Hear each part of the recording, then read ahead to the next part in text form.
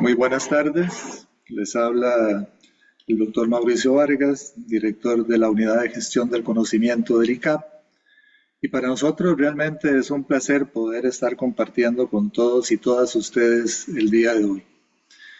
Como ya lo vamos a ver, lo que queremos es poner en perspectiva en el marco de una cátedra, que lo que implica es difundir conocimiento, compartir, reflexionar sobre temas que son de interés, en este caso de la sociedad centroamericana y más allá, temas que realmente sean de relevancia para digámoslo que para el bienestar de la gente, que para que en el marco de lo que queremos compartir con ustedes, que es lo que llamamos la gerencia de lo público, realmente incida en poner sobre la mesa la discusión de temas relevantes en ese marco.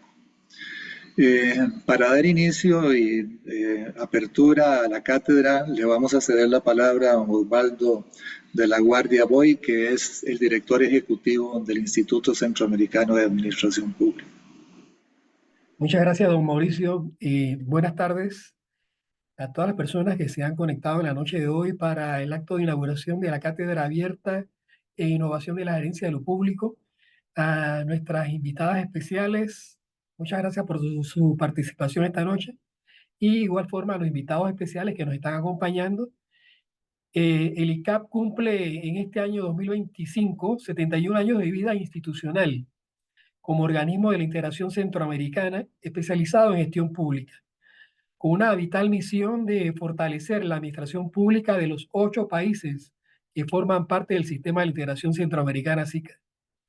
Lo hace desde 2 frentes, desde la asistencia técnica, pero esencialmente desde el desarrollo de sus recursos humanos, con programas de formación a nivel de maestría y doctorado, y de programas de educación continua y capacitación. Hoy la región enfrenta desafíos mayores cuando a la realidad de dificultades políticas, económicas y sociales vividas durante estos 71 años se suma una realidad climática y migratoria que exige de los estados respuestas innovadoras que permitan al menos paliar los impactos de esta realidad.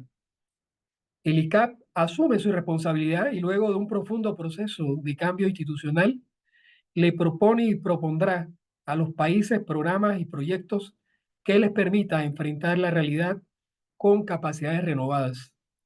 Un ICAP lleno de orgullo desea seguir sirviendo a una región que requiere de conocimiento sólido, respaldado con evidencia científica y en áreas críticas para el desarrollo. Hoy le presentamos a la sociedad centroamericana un espacio de reflexión y discusión de alto nivel que plantea un enfoque renovado en lo conceptual y lo práctico en materia de su campo de especialidad, la gerencia pública. Las cátedras constituyen espacios abiertos para el desarrollo de actividades académicas, donde participa e interactúa la comunidad académica, la sociedad civil, así como centros e institutos, organizaciones no gubernamentales e instituciones nacionales y extranjeras. La cátedra que desarrollará el ICAP es una cátedra temática en materia de gerencia de lo público, orientada al análisis de temas de gran trascendencia para el fortalecimiento del vínculo entre el ICAP y la sociedad centroamericana. El ICAP durante sus 70 años de vida ha construido un enfoque sobre la teoría y la práctica de la gerencia pública. Hoy considera pertinente su revisión, dado su carácter dinámico y la imperiosa necesidad de ajustarlo a las nuevas realidades que enfrenta la sociedad centroamericana y la institucionalidad pública encargada de ofrecer respuesta a sus necesidades. Sobre esta base, se han identificado algunas líneas temáticas que se consideran marcan el punto de partida para la discusión, que tienen que ver con la realidad que hoy enfrenta nuestra sociedad. Los detalles se presentan más adelante por parte del doctor Mauricio Vargas, director de gestión del conocimiento del Instituto Centroamericano de Administración Pública, ICAP. Tiene también para nosotros una enorme importancia presentarle a la sociedad centroamericana, como cierre de la actividad, nuestro nuevo repositorio, YACCHE, como evidencia del esfuerzo institucional para difundir conocimiento, esencialmente la producción científica del ICAP, y como parte de los trabajos finales de graduación de nuestros estudiantes. Muchas gracias y buenas noches. Muchas gracias, don Osvaldo. Bueno, voy a poner en perspectiva no solamente la sesión del día de hoy, sino lo que pretendemos hacer durante las diferentes sesiones que vamos a tener con la cátedra que llamamos Cátedra Abierta en Innovación de la Gerencia de lo Público, que es pues lo que queremos en este momento tratar de compartir con ustedes para ponerlo en perspectiva.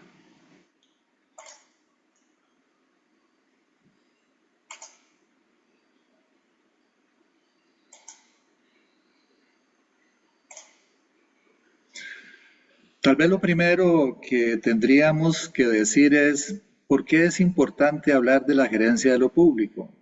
Si ustedes recorren lo que se realiza en diferentes universidades alrededor del mundo y los países, nuestros países en la región centroamericana no son la excepción, ustedes verán que el tema de la administración, de la gestión, de la gerencia en materia pública, gerencia pública, gestión pública, administración pública, digamos que es una temática que uno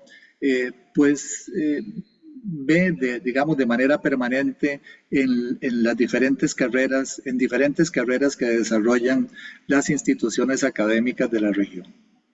Pero ¿por qué es importante en este caso profundizar, digamos, esta materia, hablando no de gerencia pública, sino hablando de la gerencia de lo público? Es por una razón, digamos, de inicio, que nos parece que es muy importante situarla. Hay una temática que parece estar en una discusión permanente que tiene que ver con que la población está sintiendo de una manera cada vez más, digámoslo así, permanente, la falta de respuesta que tiene la institucionalidad pública en razón de sus necesidades. Pero además de eso, se percibe que hay un conflicto muchas veces que tiene que ver con la misionalidad que tiene el Estado para tratar de garantizar política pública que realmente garantice sana convivencia, bienestar, un progreso integral que garantice equidad. Hay una sensación de la población, y así se expresa por diferentes medios, una disociación entre lo que estamos haciendo desde la institucionalidad pública y lo que percibe la sociedad como tal. La gestión estatal pues se percibe con, digamos, como decíamos, con brechas que finalmente no responden a esas necesidades sociales que tiene la población. Y eso tiene que ver con dos factores, que creo que eso es, digamos, lógico plantearlo. Primero, hay factores que son de carácter exógeno, de carácter económico, sociocultural, que tienen que ver con las mismas concepciones del Estado que puedan estar, digamos, trabajándose en diferentes países, pero también tiene que ver con factores que son de carácter endógeno, que son vinculados generalmente con una poca evolución o una evolución no acorde a lo que es el progreso del conocimiento en la materia de gestión, de gerencia o administración. Entonces hay factores de carácter exógeno, pero hay factores también de carácter endógeno que hacen percibir a la gente una disociación entre lo que necesitan y lo que la institucionalidad pública le plantea. Y yo creo que esto es un desafío en general para la institucionalidad, pero también es un desafío para las instituciones académicas que tienen la responsabilidad de formar los recursos humanos que trabajan en la institucionalidad pública. Diversos autores, digamos, como para empezar con el tema conceptual, que nos parece que es importante tratar de dejar sobre la mesa algunos temas conceptuales que nos parece importante no dejar de lado. Primero, hay autores que hablan de gestión pública con mayúscula, pero hay autores también que dicen, bueno, hay gestión pública con minúscula, gestión pública con mayúscula, gestión pública con minúscula. Cuando hablamos de gestión pública, los autores, digamos que así lo plantean, lo que tratan es de recordar que hay un campo de estudio que tiene la gestión pública. Y el campo de estudio que tiene la gestión pública es la administración pública, casualmente. Ese es su campo de estudio. Y esto es algo que nos parece que es importante situar. Por eso es que hablamos de una gestión pública con mayúscula. Es entender, es comprender, es tener claro que la gestión pública tiene un campo de estudio que es la administración pública. La gestión pública, vista, digamos, con minúscula, pues, digamos, enfatizar lo que plantean estos autores, tiene una visión, digamos, un sentido, plantea el sentido más dinámico, digamos, de lo que tiene que ver con esa gestión pública. Y es algo que a nosotros nos parece que es esencial, digamos, situar en el centro de la discusión. En realidad, si hay algo que tiene que tratar de garantizar siempre la administración pública, es llegarle al interés público, porque es su razón de existir. Y esto es algo que a veces uno percibe que se pierde. Es parte, digamos, de lo que probablemente es el ejemplo más vivo de esa disociación entre lo que la gente siente que le está dando la institucionalidad pública y eso que está haciendo, digamos, la institucionalidad pública. Perdemos la perspectiva y muchas veces no recordamos que la institucionalidad pública tiene una razón de ser. La razón de ser es la gente, es el bienestar de la gente desde los diferentes aristas, digamos, de su trabajo, del trabajo que realiza. Recordar igual que la administración es ciencia, es técnica, es arte, y esto es algo que nunca podemos dejar de, digamos, de comprender, ¿verdad? De entender. Ciencia porque implica un conocimiento ya sistematizado a través del tiempo, es un conocimiento en sí mismo.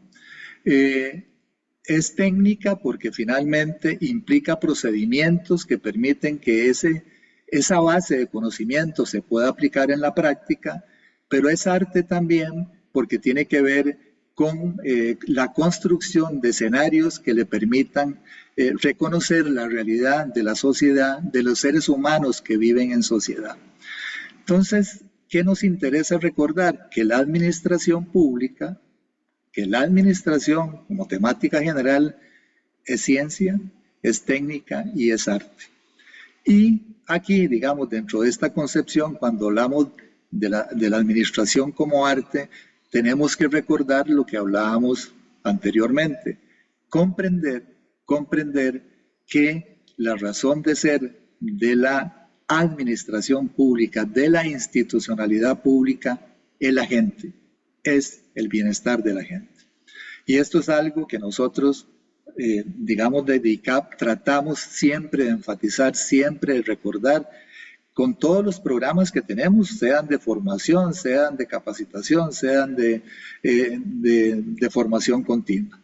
Siempre lo que tratamos de enfatizar es que no perdamos la perspectiva de que la esencia de lo público es la gente. Entonces hay un fin superior que tiene la institucionalidad pública, que tiene la administración pública, y ese fin superior es esto, es el interés público, es la gente. Y esto es algo que nos interesa nunca perder de vista. Lo otro es que para nosotros, desde el punto de vista conceptual, en realidad, si ustedes ven las diferentes escuelas, es un tema de escuelas de pensamiento. Los europeos hablan en general de gestión, por ejemplo, sobre todo los franceses, pero digamos desde los 80 los norteamericanos acuñaron el término gerencia, el management, ¿verdad? Digamos con una idea más digámoslo así, más práctica que esa base teórica que fue desarrollada en la escuela europea y sobre todo la escuela francesa. Pero bueno, esto no es un tema únicamente semántico para nosotros, ¿verdad? Es algo que siempre tiene que ser considerado porque tiene que ver de cómo planteamos, digamos, los programas de formación, de capacitación o educación continua que hacemos. Lo que nunca, digamos, lo que siempre debiera recordar un gerente público, es que nunca debe orientar hacia que la gente tenga una percepción positiva de lo que él hace sin que realmente se esté produciendo la transformación que se requiere. O sea, lo que estamos hablando aquí es que es un tema prácticamente de carácter ético. Buscar reconocimiento, pero no generar lo que realmente necesita en términos de cambio, de transformación, la institucionalidad pública para dar, digamos, para dar respuesta a lo que son las necesidades de las personas, las necesidades de la gente. Lo que no puede hacer tampoco es transferir responsabilidad y dispersar el poder. Son factores que siempre tratamos de recordar. Son aspectos que debe cuidar mucho la persona que hace gerencia pública. Lo otro es nunca resolver lo inmediato e hipotecar el futuro. Siempre tener presente que las decisiones de hoy finalmente impactan el mañana.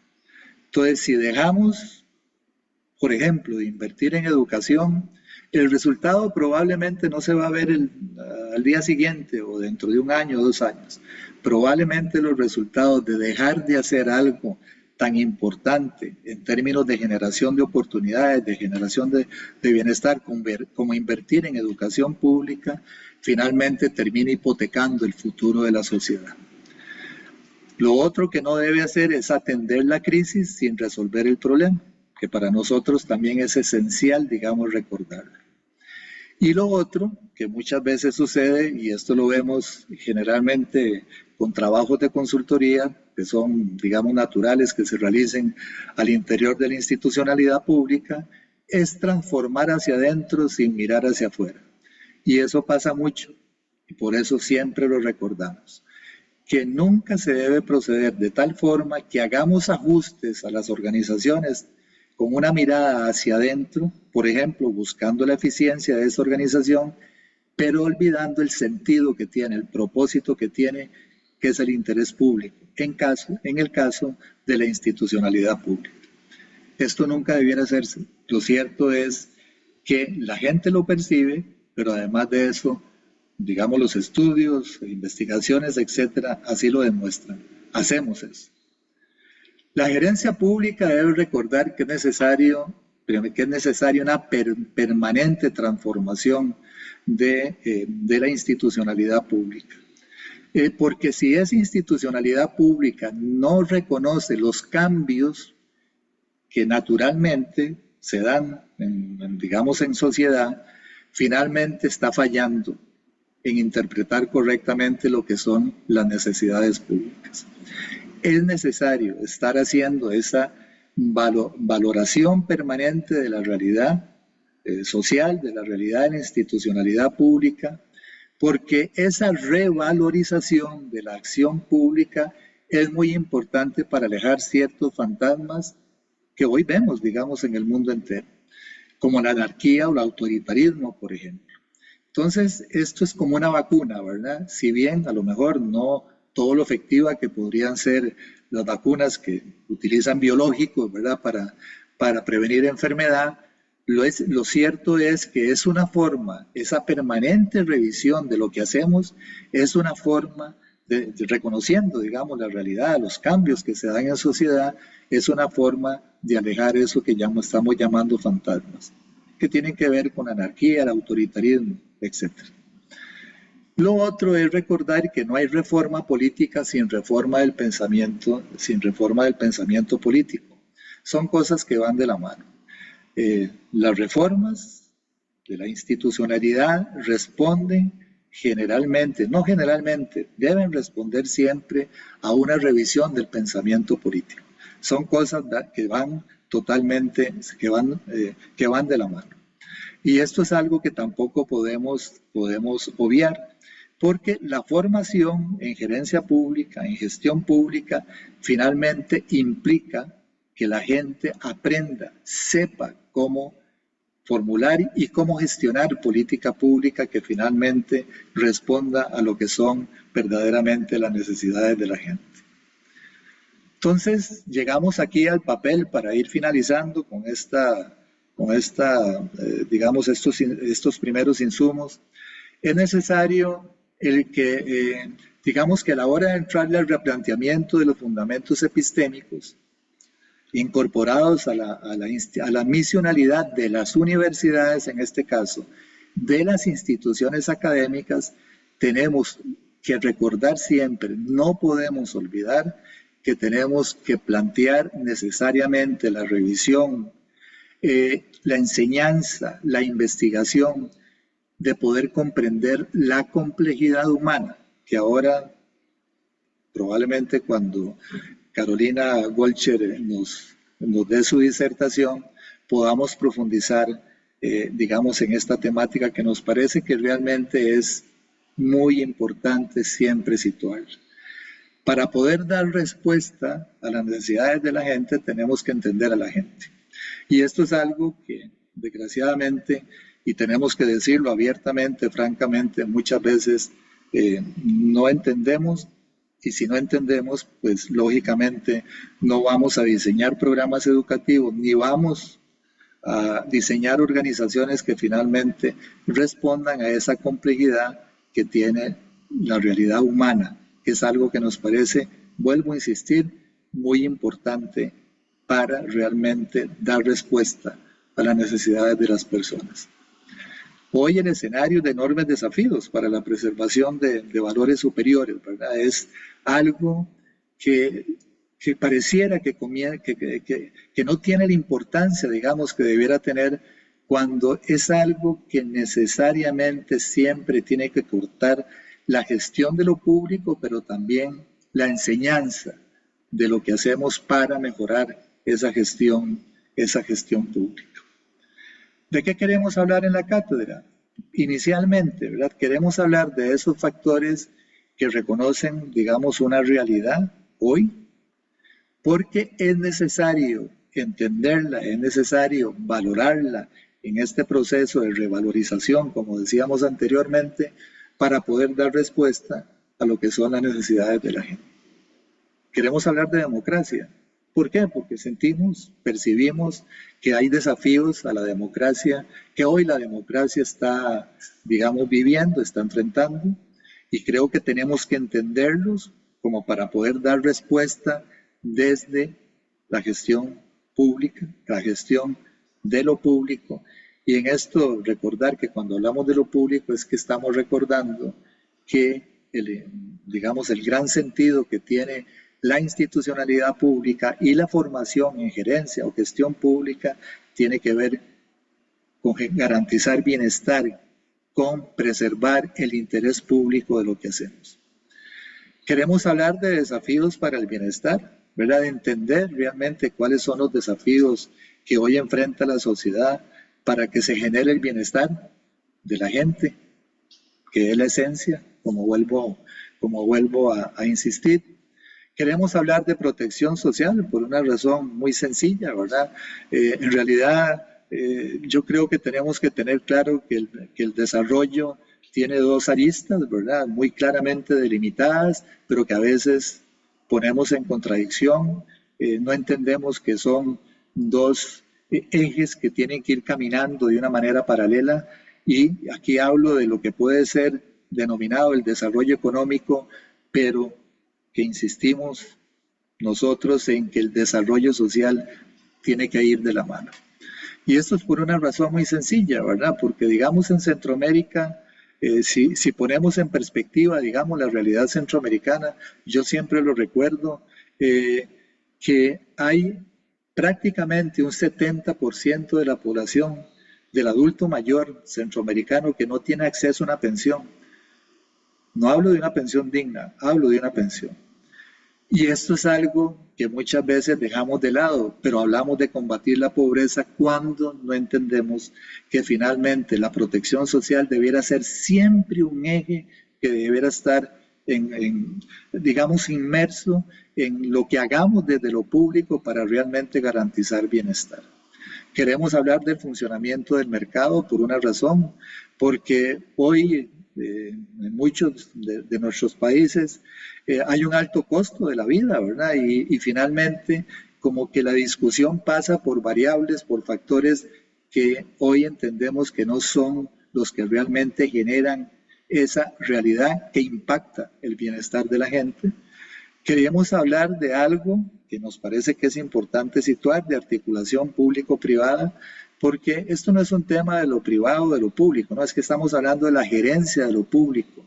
Y la gerencia de lo público, la gerencia del bienestar de la gente, necesariamente parte de una natural articulación, natural, pero lógicamente correcta articulación público-privada.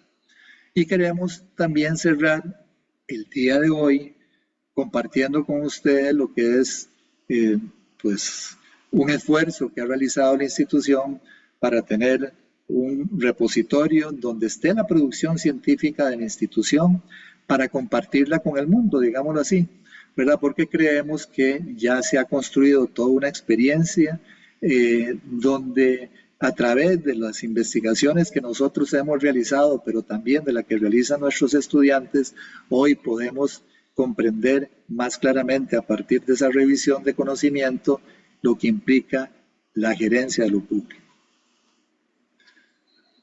Bueno, hoy como les decía, vamos a hablar de democracia, pero queremos hacerlo desde una concepción disruptiva, diríamos, sobre una base de una concepción diferente, no con los enfoques tradicionales que probablemente politólogos y, digamos, pues lógicamente gente realmente muy capaz, muy versada, que ha estudiado realmente el tema, sino queremos hacerlo desde una perspectiva que es diferente para dar insumos para un análisis, para una base de análisis que realmente se convierta en eso, un insumo para una discusión que nos parece que es la correcta.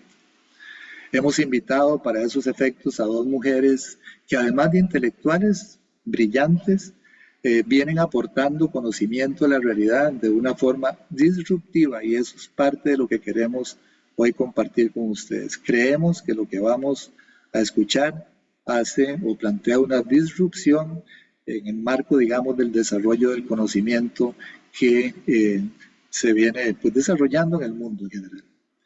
Va a estar con nosotros la PhD Gabriela Arguedas, que nos dará su posición sobre la teoría y la práctica del ejercicio de la democracia, y la máster Carolina Golcher, que aportará, que esto nos parece muy interesante, nos aportará para comprender lo que a este servidor al menos, y a muchos también, nos cuesta entender. Y por eso es que le hemos invitado que le haga, esto es interesante, ya ella explicará qué es psicoanálisis, que le haga un psicoanálisis al ejercicio político que estamos observando en este momento. Entonces, esto es lo que queremos compartir con ustedes a partir de este momento. Y en ese marco le voy a pasar la palabra a Gabriela Arguedas. Gabriela es catedrática de la Universidad de Costa Rica, es PhD en Estudios de Sociedad y Cultura, también de la Universidad de Costa Rica.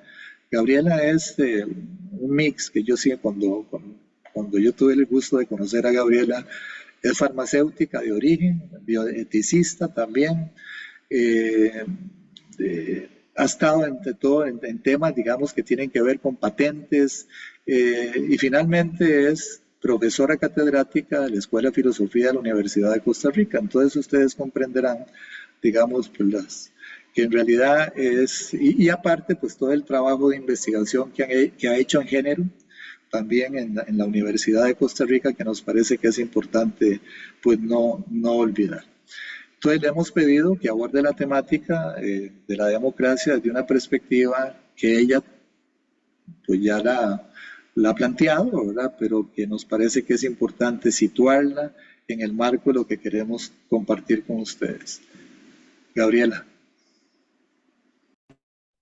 Buenas tardes, muchas gracias Mauricio por la invitación a esta webinar del ICAP y muchas gracias por la invitación también a discutir este tema en particular de la situación, digamos, de la democracia en el mundo, en la región. Y bueno, estuve pensando mucho si hacía el PowerPoint o no y decidí no hacerlo porque quiero que esto sea como una conversación, eh, que sea lo más, digamos, como si estuviéramos entre un grupo de amigos en una sala de café, para que este tema no se haga como muy denso y por la hora todo el mundo está cansado, así que voy a tratar de que esto sea digamos, lo menos aburrido que sea posible. Cuando a alguien le dicen, bueno, vamos a hablar sobre la democracia, yo lo primero que pienso es que la gente va a decir, ¿qué más se puede decir de la democracia si ya sabemos que es una democracia, ¿verdad? Pareciera ser un tema cliché, ¿verdad? Pareciera ser un tema ya superado. La democracia, el gobierno del pueblo, o algunos dirán, erróneamente, el gobierno de las mayorías. Entonces, comencemos por ahí. La democracia, su raíz, el demos es el pueblo, es una forma de gobierno que en el pensamiento antiguo algunos filósofos como Platón consideraba que era la peor forma de gobierno, de organización de la sociedad. Es decir, que la idea de democracia no ha gozado de este gran aprecio a lo largo de toda la historia del pensamiento. En realidad, la valoración de la democracia ha tenido altos y bajos. Entonces, lo primero que yo podría decir es que en este momento, 2025, siglo XXI, estamos en uno de esos momentos de subvaloración de la democracia. Y lo que está sucediendo en muchas partes del mundo, incluyendo, y lo voy a decir totalmente de manera transparente, prácticamente toda Centroamérica, en nuestros vecinos del norte, por ahí también podemos ver ejemplos, y en otros países, por ejemplo, en algunos lugares en Europa, una pérdida generalizada de confianza en la democracia y cada vez más personas sintiéndose eh, casi que podríamos decir estafadas, ¿verdad? Me dijeron que este sistema iba a servir y no está sirviendo. Preferiría otra cosa, preferiría algo más efectivo. Y entonces hay en este momento una grandes sectores de la población en diversos países del mundo que no están convencidos de que la democracia sea un sistema que hay que defender y que más bien están convencidos de que tal vez habría que optar por modelos de organización política de la sociedad que sean más autoritarios, que sean incluso más violentos. Entonces, la democracia, por supuesto, es un sistema imperfecto. Hay un intelectual estadounidense que ha dividido la organización, digamos, o la forma de ejercicio de la democracia en la buena, la mala y la fea, ¿verdad? Ahorita les voy a explicar un poquito más sobre esto. Lo cierto es que en el marco de las aspiraciones políticas, creo que estamos pasando por un problema desde hace unas décadas, y es el problema de creer que las aspiraciones políticas de una sociedad son de máximos y no de mínimos. Voy a explicar esto y me voy a una filósofa española que se llama de la Cortina. Eh, en el mundo de lo político, para poder sostener grupos, colectivos que son distintos, que tienen puntos en común, que comparten un territorio, que pueden compartir un idioma, que pueden compartir una trayectoria histórica y cultural, pero que son distintos de muchas formas, para poder construir una forma de organizar esa sociedad que le permita a cada individuo y a cada grupo seguir su vida, más o menos como lo desea, los acuerdos que podemos construir para que eso sea posible tienen que ser acuerdos del mínimo común denominador, no de máximos. Las aspiraciones de máximos, voy a decirlo de esta manera, son las aspiraciones que tienen grupos homogéneos, por ejemplo, grupos religiosos.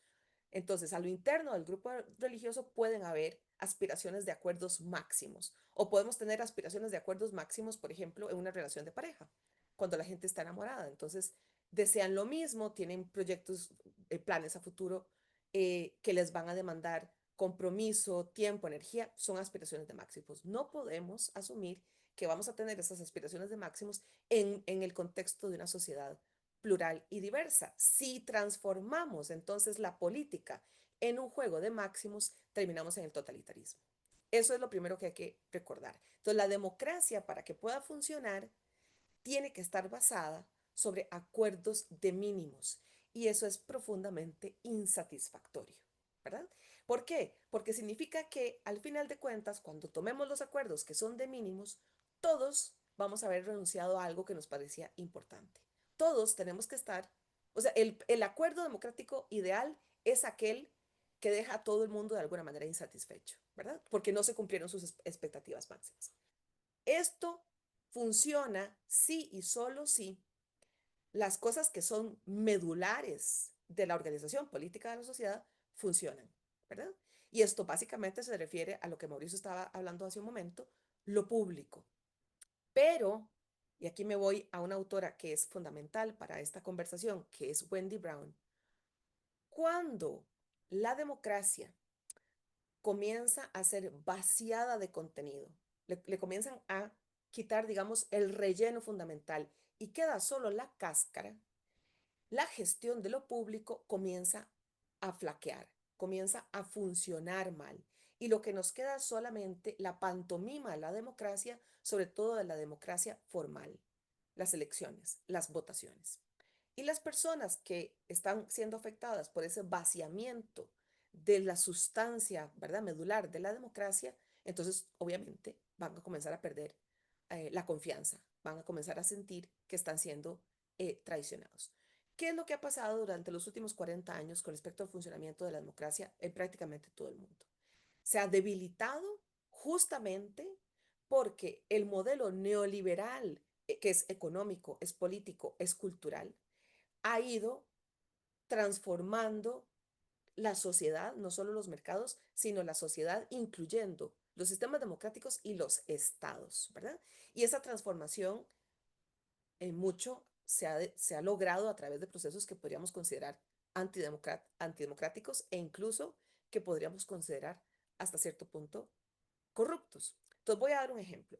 Si estamos hablando del modelo imperfecto democrático, pero que sostiene a una sociedad caminando hacia adelante, integrando a personas que han estado tal vez históricamente excluidas de lo democrático, han estado excluidas de ser consideradas partes de la sociedad, ¿verdad?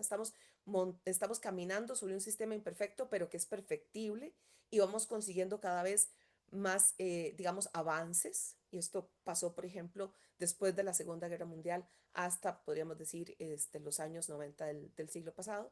Entonces las personas, aunque estén insatisfechas hasta cierto punto, siguen teniendo fe en que el sistema de alguna manera está respondiendo a sus necesidades, ¿verdad? Tienen educación, tienen garantías laborales, tienen acceso al agua potable. Todo eso depende de la organización democrática de la sociedad, ¿verdad?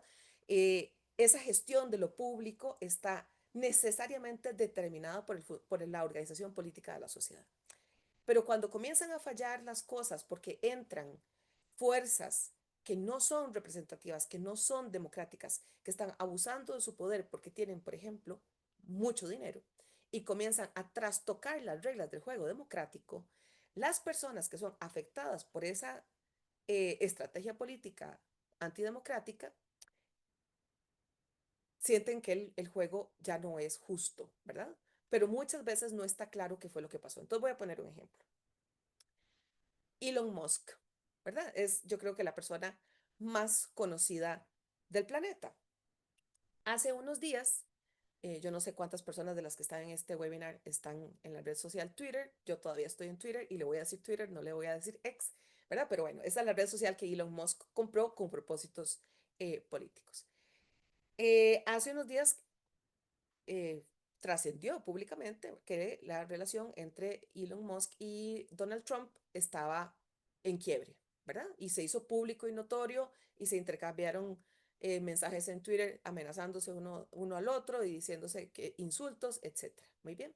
Y uno de los tweets de Elon Musk decía, el Partido Republicano es ingrato conmigo, porque no habrían ganado las elecciones, no habría ganado las elecciones pasadas en las que ganó Donald Trump, si yo no hubiera intervenido. Entonces yo me fui a ver unas estadísticas y resulta que es cierto.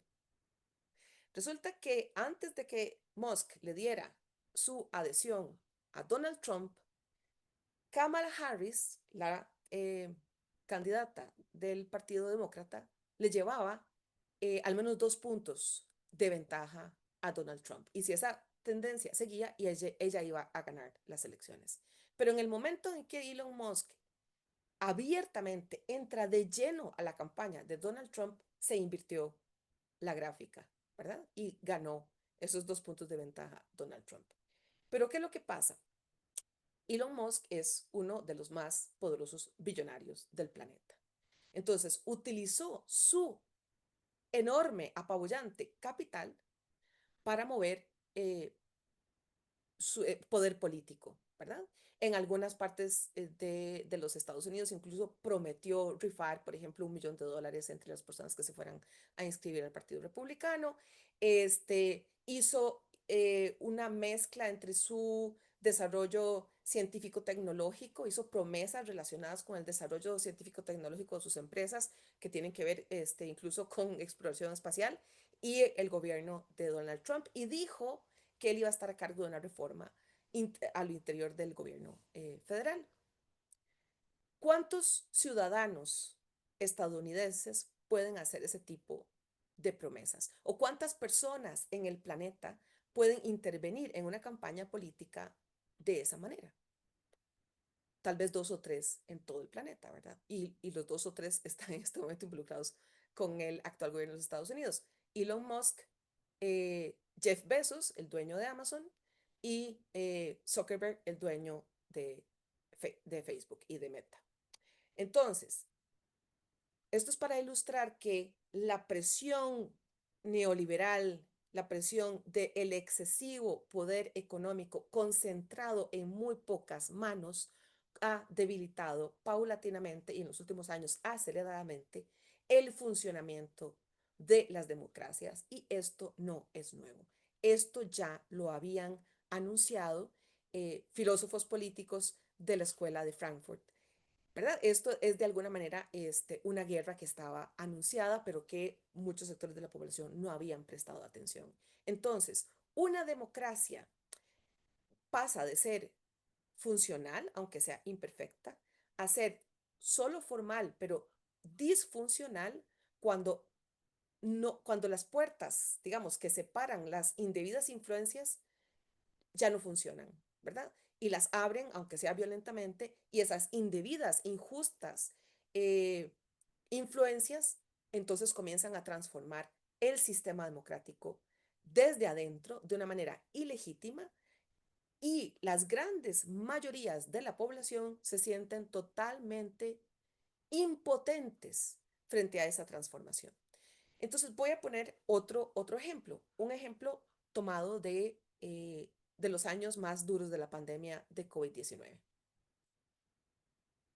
En el momento en que inicia la pandemia de COVID-19, organizaciones como la Organización Mundial de la Salud, y en ese momento el doctor Tedros, que era el director ejecutivo de la Organización Mundial de la Salud, dijo: de esto no salimos si no salimos todos juntos, ¿no? Ahí hay otra noción de bien común y de gobernanza democrática frente a de una gestión democrática eh, colectiva de una crisis global, ¿verdad? Tenemos que estar todos juntos, tenemos que tomar decisiones juntos que beneficien a todas las partes, ¿verdad? Que no dejen a un grupo afectado de manera absolutamente desproporcionada e injusta, y solo juntos vamos a salir de esta crisis. Ese era el mensaje, ¿verdad? Que nos lleva a narrativas que ya tienen muchos años sobre la democratización de la ciencia, sobre la democratización de los organismos internacionales, etcétera, ¿verdad? Y por eso está la Asamblea de los estados que son integrantes de la Organización Mundial de la Salud, discutiendo, participando para la toma de decisiones. Hasta ahí todo sonaba muy bien. La OMS nos da información a los demás países, la baja, por ejemplo, a organizaciones locales como la OPS, y vamos enfrentando esta crisis colectivamente, ¿verdad? Pero eso duró más o menos 3 meses. Y después se impuso la lógica de el que tiene mayor poder económico termina teniendo mayor poder político y direcciona la toma de decisiones. Un caso clarísimo en el que vimos suceder esto, la distribución global de vacunas, ¿verdad? Entonces, supuestamente la distribución global de vacunas iba a responder a criterios de justicia, de equidad, de gobernanza democrática para la gestión de recursos escasos de manera justa. Eso no fue lo que pasó. Los países más económicamente poderosos del planeta comenzaron a hacer contratos bilaterales con las industrias farmacéuticas y a comprar por adelantado, a pagar por adelantado lotes enormes de vacunas, ¿verdad? Y en algunos casos, Estados Unidos, Canadá, algunos países europeos estaban comprando casi para el triple de la población que tenían. Entonces, los países más empobrecidos tuvieron que esperar, ¿verdad? Hasta que las industrias farmacéuticas hubiesen eh, enviado la cuota de producción que habían comprometido con los grandes compradores, y luego lo que va llegando a los países más empobrecidos es tarde, llega tarde y llega a cuentagotas, es insuficiente y es tardío. Eso destruyó la confianza de países empobrecidos en el modo de funcionamiento de la Organización Mundial de la Salud, y vemos en este momento el efecto, ¿verdad? En la discusión, por ejemplo, del tratado pandémico. Entonces, ¿verdad? Donde hay muchos países que dicen yo no voy a firmar el tratado pandémico por diferentes razones, pero la principal es, los países más pobres dicen, la OMS no, ¿verdad? Y la forma que funcionó la toma de decisiones durante la pandemia no satisfizo mis necesidades. Le dieron prioridad a los que tienen más dinero. Entonces, ¿cómo voy yo ahora a decir que voy a confiar en un tratado intergubernamental? Paréntesis, yo considero que el tratado pandémico está bien diseñado y todos los países lo deberían haber firmado, pero entiendo la desconfianza. Entonces, con esto lo que quiero es ilustrar la crisis de la democracia. La crisis de la democracia tiene que ver en este momento con lo que dijo, ya les, ¿verdad? La mencioné, Wendy Brown, que es la destrucción del demos, la destrucción del pueblo, la destrucción del tejido social. Una persona tiene más poder que 5 países juntos. Eso hace que los individuos que no tienen ese nivel de poder comienzan a perder totalmente la confianza en las instituciones gubernamentales y estatales, y comienzan a sentirse desconectados del demos, desconectados de la sociedad, desconectados de la colectividad. Y eso deja a los individuos aislados. Son masas de individuos, no son colectividades. Y aquí voy a otro punto. Yo quiero, Mauricio me haga una seña cuando se me está acabando el tiempo, pero mientras tanto voy al otro punto que es fundamental para entender por qué estamos pasando de una crisis de la democracia a una crisis del resurgimiento de los regímenes autoritarios y fascistas.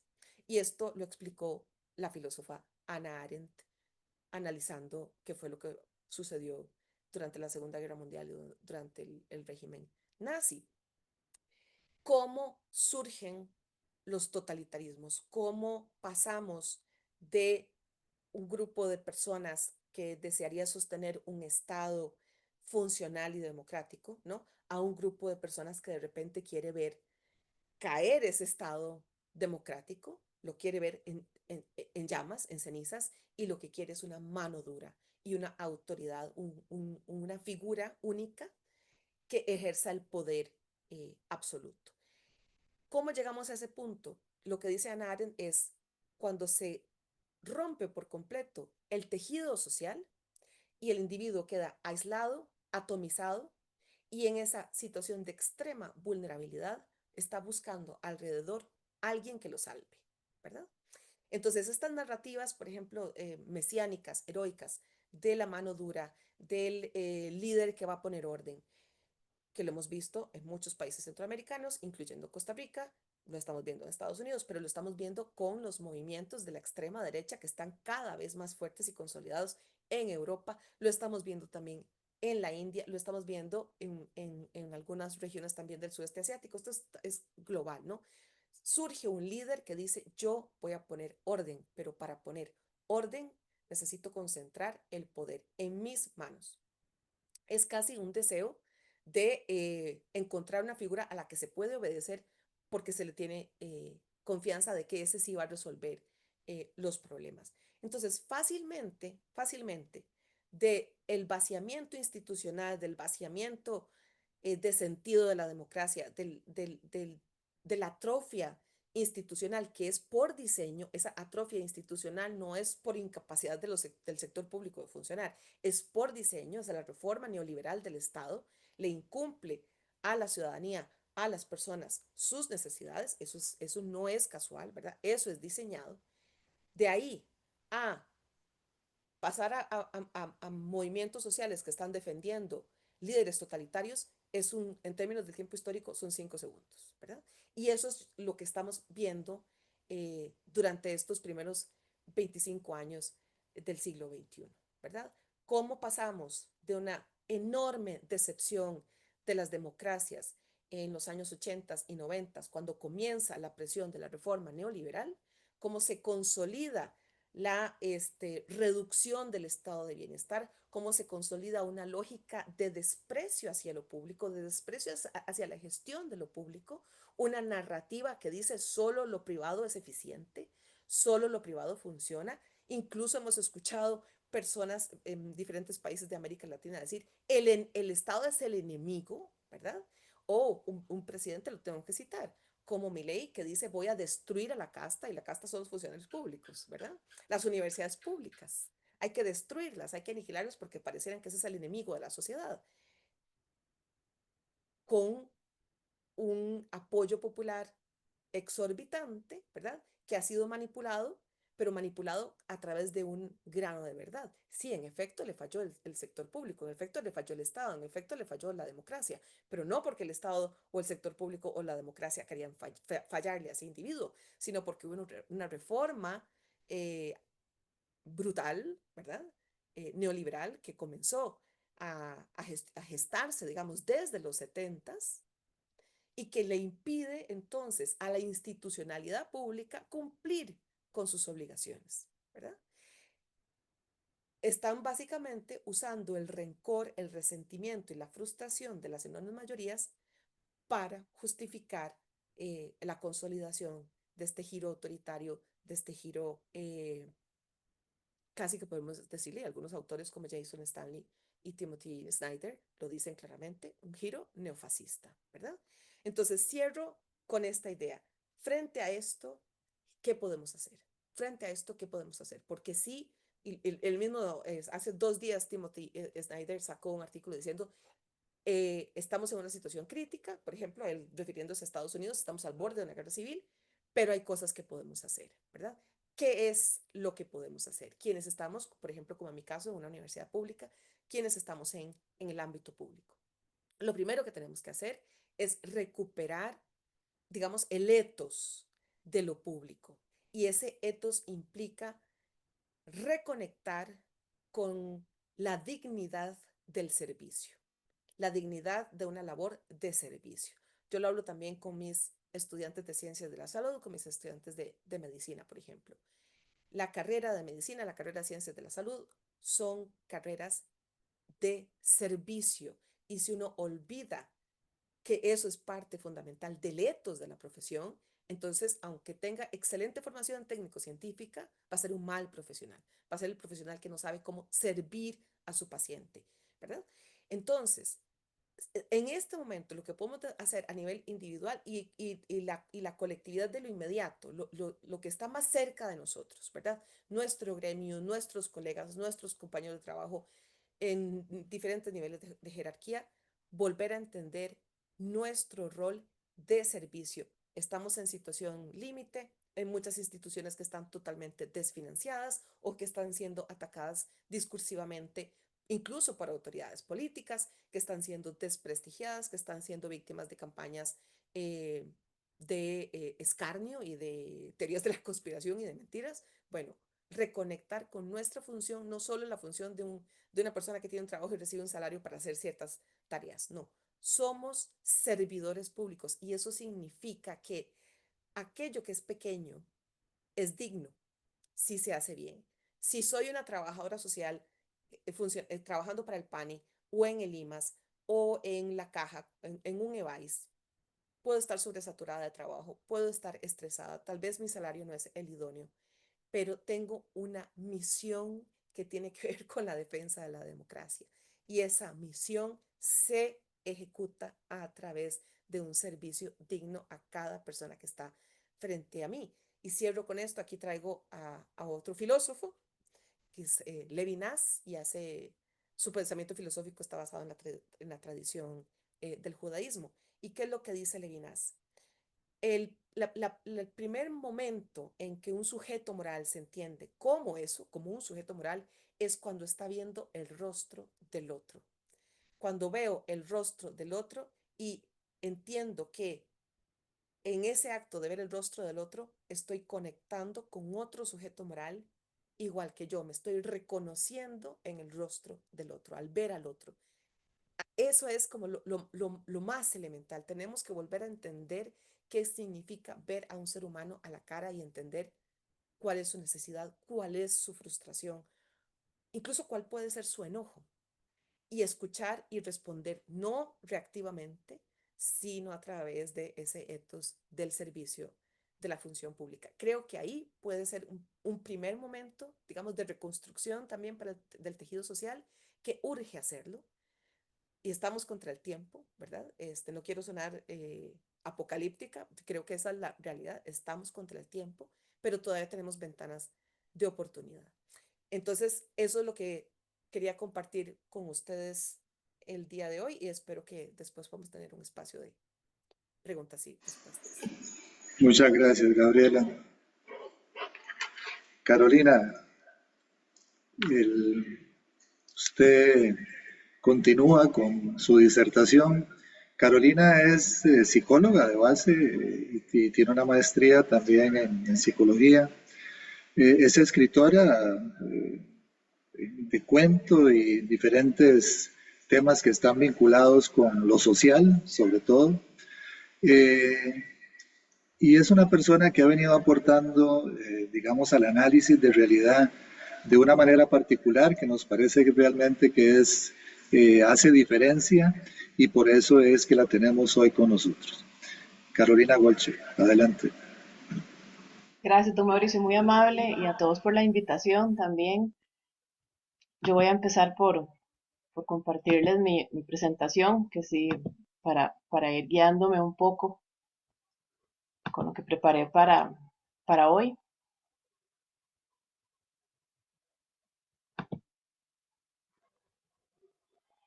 Bueno, yo comenzaría primero por defenderme, ¿verdad? Como psicoanalista, porque es sabido que me imagino que muchos colegas y, del sector del psicoanálisis, ¿verdad? También de la psicología, y quieras o no, quizás de las ciencias políticas, que pensarían que qué estaría haciendo, ¿verdad? El psicoanálisis metiéndose en la política, o qué está haciendo una psicoanalista hablando sobre política, y por qué se daría tal vez como ese atrevimiento. Yo lo que plantearía es por qué no, porque si bien son formas distintas de abordar la realidad, son formas distintas de visión de mundo.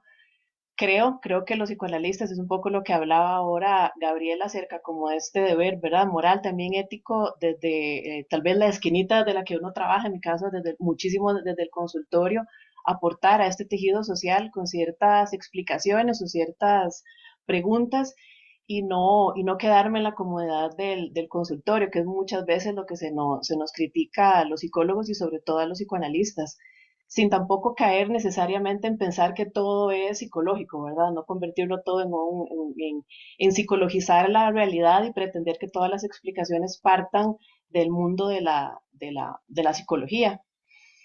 A partir de ahí, y continuando con mi defensa, sí es importante recordar que el padre del psicoanálisis, que el padre va a ser un tema fundamental en mi presentación de hoy, que es Sigmund Freud, en su texto Psicología de las Masas y Análisis del Yo, que ya cumplió más de 100 años.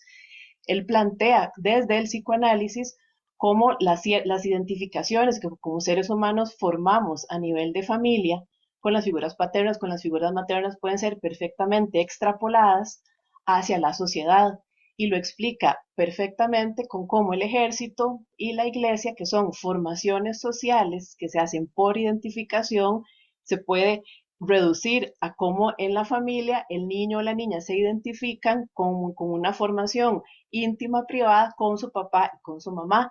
Entonces, de lo que se habla en las identificaciones, ya sea a nivel de familia o extrapolándolo a esto que les planteo del ejército y la iglesia, es que la identificación parte de un amor común a alguien. A nivel de familia puede ser el papá o la mamá. A nivel del ejército o la iglesia, como habla él en el texto, es a un líder político o a un papa. Estos son sustitutos del Padre, y cada una de estas personas tienen significantes amos que los identifican como tal, y este significante amo, que pueden ser insignias o pueden ser nombres o pueden ser símbolos, permite que haya más identificación. Entonces, a nivel de iglesia, muchas personas se identifican con Dios como tal, o puede ser la figura del Papa, que a propósito del el Papa Francisco representó un sustituto del Padre sumamente fuerte a nivel mundial, y la pérdida de esta figura me parece a mí que va a traer consecuencias para la Iglesia Católica porque es otra figura paterna que se pierde. A nivel del ejército puede ser la identificación con la patria, con el país como tal, con la defensa de los valores, pero también puede ser con un líder en particular. Y esto, la identificación con un líder en particular, es algo que se está viendo más fuerte ahora. ¿Por qué las personas se están identificando ahora de manera más pasional, que es una de lo que marca estos 25 años de este primer siglo? Hay muchísimas más pasiones a nivel de identificación. ¿Por qué se están identificando más con líderes con nombre y apellido que antes? Resulta que a nivel de psicoanálisis se habla que los seres humanos siempre convocamos al Padre como una manera de recibir cierto ordenamiento, recibir cierta regularidad, cierta estructura. Sabemos perfectamente que la sociedad está en una crisis, ya todo lo que han hablado hoy lo han mencionado, todos lo sabemos, basta con encender el televisor, revisar las noticias, la que sea que se vea, sabemos que la sociedad está en crisis. ¿Quién es el encargado? Y que es un poco lo que hablaba Gabriela ahora antes. ¿Quién es el encargado de poner orden, por ejemplo, en una familia? El encargado de poner orden en la familia es el papá.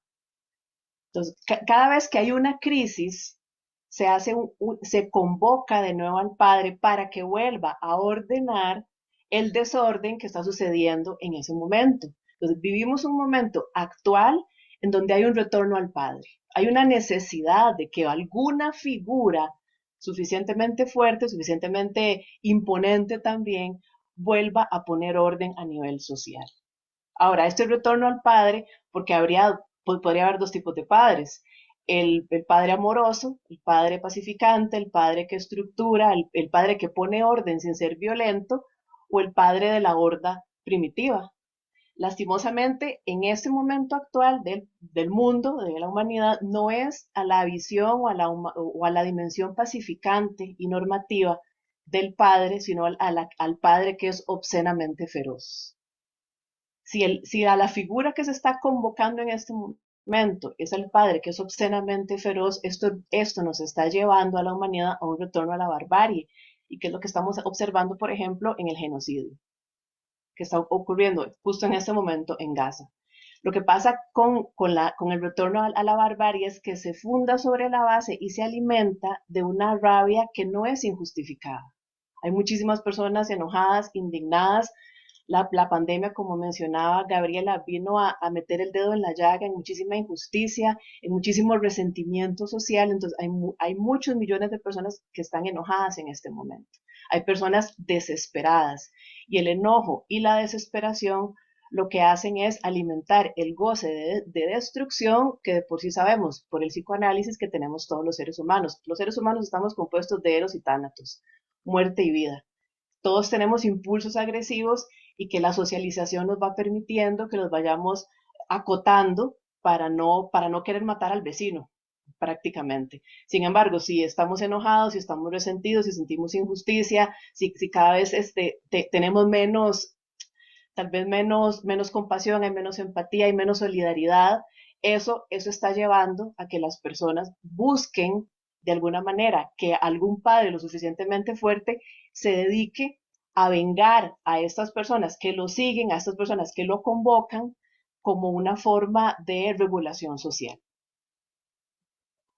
Ahora, la propuesta que yo les plantearía para entender un poco más qué es lo que está pasando a nivel social, tomando como base la teoría psicoanalítica y extrapolándole, que es lo que les mencionaba ahora, es la unión de estos 4 elementos, que es la caída de los semblantes del padre, que lo empecé a explicar hace un poco, la crisis de los grandes relatos, la exacerbación o el alimento más constante de la pulsión de muerte presente en todos nosotros, y el malestar en la democracia. Esto es parafraseando el texto de Freud, el malestar en la cultura, que sería el malestar en la democracia, que es lo que desarrolló ahora ampliamente Gabriela. Con respecto a la caída de los semblantes del padre, ya se sabía por ahí de los 70s, 80s del siglo pasado que que venía un decaimiento en las figuras paternas para este siglo. Ya se sabía, todo empieza por ahí más o menos de la década de los 60. El Mayo francés viene a alimentar esto con aquella famosa frase de prohibido prohibir, porque recordemos, y les mencionaba ahora, que la función paterna lo que hace es ordenar. Entonces el padre pone límite, el padre pone ley. Si no queremos que haya prohibiciones, si no queremos que haya límites, si no queremos que haya ley, le vamos quitando el poder normativo, no el poder autoritario ni el poder feroz, le vamos quitando el poder normativo, el poder de regulación a todas las figuras que tienen que ver con el padre. El padre en mayúscula es fundamental a nivel de estabilización social, a nivel también de estabilización de las familias. Sabemos que hay una crisis de masculinidad, de los valores de la masculinidad, es algo que se escucha mucho. Yo escucho mucho a nivel de consultorio este asunto de las masculinidades frágiles, y, y lo que pasa con esto es que los hombres claramente les está costando muchísimo entender cuál es la nueva masculinidad, porque la masculinidad de antes no es una de ninguna manera apropiada a nivel social. Hay mucha misoginia, hay mucha agresión, pero no hay una guía, ¿verdad? Que les indique claramente entonces cómo convertirse en hombres más saludables. En esa crisis de la masculinidad, habiendo perdido estos semblantes del padre, los valores, entre comillas, femeninos estarían cobrando muchísimo más poder, y no es que esté mal. Sin embargo, una sociedad en donde los valores femeninos empiezan a imponerse, que no debería ser ninguno de los dos imponiéndose sobre el otro, pero en esta sociedad en donde los valores femeninos se imponen sobre los valores masculinos, no recuerda la fase preedípica en los individuos. En los individuos, antes del Edipo, que es lo que habla el psicoanálisis, la fase preedípica es donde no ha entrado la ley del padre. El padre es fundamental para que regule la relación entre la madre y su hijo, para que haya límites, para que haya orden, para que haya reglas. Si el padre no puede entrar porque la madre no lo deja y no le permite poner límites, si la madre puede ser entendiéndose también como la sociedad, si la sociedad no permite que las funciones paternas entren a poner límites, entonces queda esta especie de simbiosis entre el niño y su madre, o esta especie de simbiosis entre la sociedad y estos valores alcahuetas, si se quiere usar esta palabra, en donde no van a haber límites.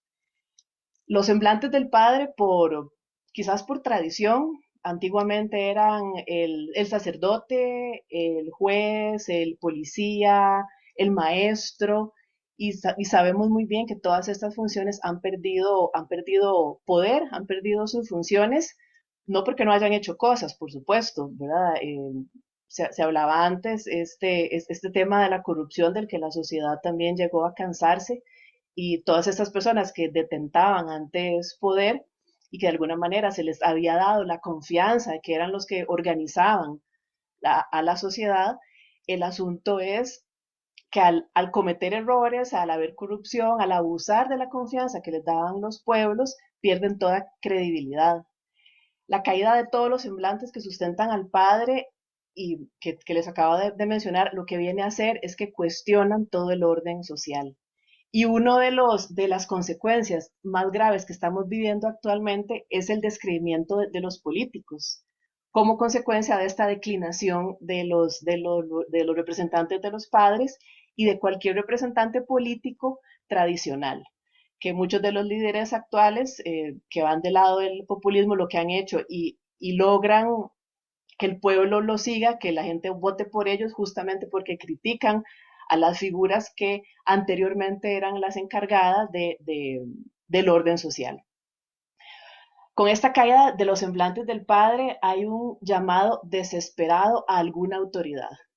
Entonces nos damos cuenta que las generaciones más jóvenes, que ya son votantes también, hay una patología de la desorientación, y yo la reconozco muchísimo en el consultorio. Realmente hay un deseo de encontrar alguna guía, que alguien les diga realmente cómo funcionar como hombres, como mujeres, como ciudadanos, como profesionales. Hay una sed realmente de que se les diga, no que se les tome de la mano de ninguna manera necesariamente como alcahuetería o chineo, pero sí volver a cierta regulación y a cierto tejido en donde se van construyendo estas funciones sociales de profesionales, de papás, de compañeros, de vecinos, incluso de compañeros de trabajo, no a la libre y no de manera individual, sino respondiendo tal vez a algún discurso tranquilizador. Como esto no se da y lo que se da más bien es esta individualidad de cada uno buscando, a ver, a dónde, que era lo que mencionaba ahora Gabriela, cada individuo buscando, a ver cómo hace para, para saber cómo vivir, lo que pasa es la presencia de microdiscursos del amo. Entonces son pequeños amos que se van posicionando en estas figuras de semblantes del padre que reúnen de alguna manera a algunos fans, ¿verdad? Algunas personas que los sigan y les ofrecen dos cosas fundamentales en esta época, que es el ajuste de cuentas, que es lo que les mencionaba ahora, y la promesa de felicidad. Realmente ahora son dos valores que están anteponiéndose a nivel social y es la cobra de venganza y alguien que prometa que voy a ser feliz a toda costa. El otro tema, la crisis de los grandes relatos también por tradición, eran Dios, la verdad, todo en mayúscula, ¿verdad? La tradición, la revolución, el socialismo, el comunismo también. Lo que pasa con el gran relato y la relación que tiene con la función de los semblantes del padre es que tienen la función de unificar. También ordenan, pacifican y dan sentido. Es decir, ofrecen una visión de mundo, una forma universal de atajar a la humanidad. En esta línea, la política se considera el género ideal del gran relato, porque es el que conlleva de alguna manera global el intercambio social de los individuos. Podría, si tuviera el suficiente poder y la suficiente salud, ¿verdad? De alguna manera, poder regular de manera más democrática el intercambio social. Es el marco que encuadra toda la distribución de la riqueza, la justicia, la educación, el bienestar social, que era lo que mencionaba don Mauricio al inicio. Entonces, realmente, en la gerencia de lo público y también de lo privado, definitivamente habría que pensar en la política como un gran relato. Y para que la política vuelva a ser un gran relato, habría, por supuesto, que depurarla, volver a confiar en ella, volver a crear en ella, a creer en ella y sin necesidad de estas promesas falsas de que todo va a estar perfectamente bien, sino que todo va a estar bien de la manera hasta donde se pueda lograr sin atacar de esa manera al vecino. En esta línea de la crisis de los grandes relatos y habiéndose caído todos estos relatos tradicionales, hay un desconocimiento del Estado. Cuando digo desconocimiento, es el antónimo de reconocimiento. En una sociedad es fundamental, así como en una familia es fundamental que los hijos reconozcan al padre. Si los hijos no reconocen al padre, no le dan esta función normativa y en la sociedad los ciudadanos, los individuos no reconocen al Estado en mayúscula y no le dan esta función de regulación, de creer en que realmente sus intenciones son buenas, entra más bien el temor. Y de esto se han valido muchísimo los líderes populistas, los dictadores, para engañar al pueblo y hacerles pensar que el problema es que el Estado es el gran enemigo que hay que atacar, que ese Estado, en lugar de protegerlos, y haciendo la simbología con el padre, que ese padre realmente no los quiere proteger, sino que ese padre quiere atacarlos y destruirlos. Este temor y esta paranoia que en muchos países se ha convertido realmente en una paranoia al Estado, lo que ha provocado son individuos desarrimados realmente. Entonces hay grupitos de individuos que están solos, que están dispersos, cada uno construye su propio bienestar, no le importa de ninguna manera, casi que, y lo vamos a ver ahora, el fin justifica los medios. Si yo necesito conseguir mi propia felicidad, realmente no me importa lo que tenga que obtener de parte del vecino para lograrla. En esta línea de los individuos muy desarrimados, dispersos, hay un tema importantísimo que una psicoanalista y una intelectual también ha desarrollado, que es el tema de la deriva identitaria. Y esto significa que en este momento de la humanidad, los seres políticos, sociales y familiares estamos completamente desvinculados de cuestiones tan eternas como las clases, la guerra, la economía, el bien común. Entonces, cada uno reconoce únicamente lo que hay en sí mismo.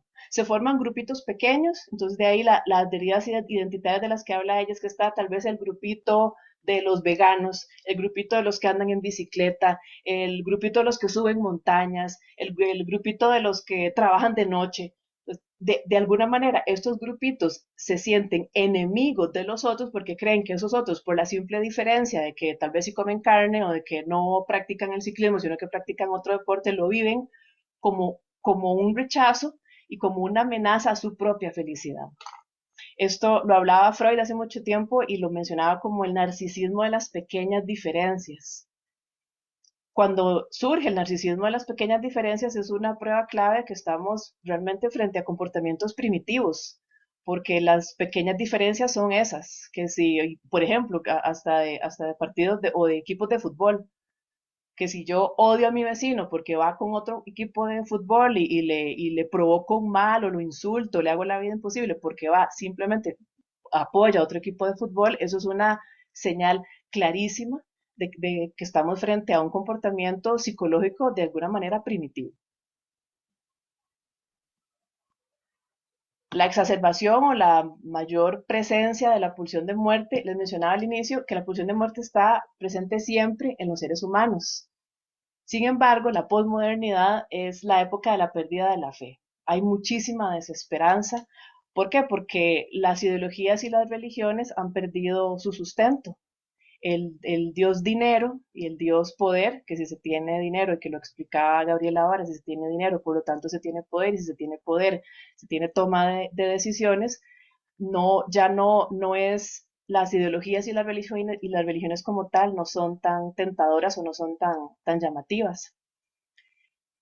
Esta es también una época de una crisis del sentido y por lo tanto hay una sensación de vacío, hay una sensación de desesperanza, hay angustias existenciales que en otros momentos no se presentaban de esas maneras y lo que ha provocado es el aumento exagerado, desmedido, exponencial del padecimiento de enfermedades mentales como la depresión, por ejemplo, y el consumo de ansiolíticos, porque la sensación de vacío lo que provoca es ansiedad y la ansiedad lo que provoca son crisis de angustia. Entonces tenemos individuos en el planeta sufriendo de crisis de angustia que no se explican por qué, automedicándose o medicándose para salir de eso cuando realmente lo que estamos es frente a una sensación de vacío a nivel de sociedad.